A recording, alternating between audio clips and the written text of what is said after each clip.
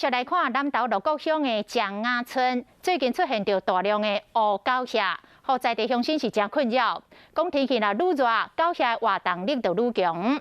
这个狗虾是无所不在，树叶啊、青菜叶啊、树仔身、竹篙、电火条啊，排规排，爬规排，阁会顺迄个势爬入人的厝内，甚至会甲人咬哦。 希望相关的单位会当赶紧找出着办法处理这狗虾，来解决着因的困扰。鹿谷乡的蒋雅村最近有村民反映，村内出现真侪乌狗虾，因发现天气愈热，狗虾的活动力就愈强。这个狗虾毋但伫电线顶悬爬，嘛会走去居民家己种的菜顶悬。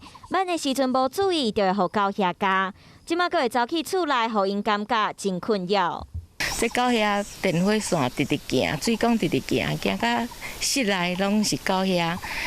水果啦，那个树上啦，还有水果、蔬菜，虽然它不会说造成农作物怎么样，但是有人就是会怕，搁咧采收的时阵吼，迄尴尬。厝内只要无大工病，就会互狗遐作秀，想要喷药啊，嘛惊会影响到大家的身体。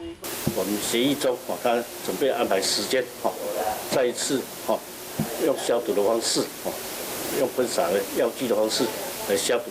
村长讲已经和清洁队联络，来安排时间到庄仔头来消毒。这个狗遐毋但会危害民众，阁会伤到囡仔，有的互家家，阁会发烧爱送病院。村民嘛希望有关单位会使赶紧找到答案，来彻底消毒这个狗遐。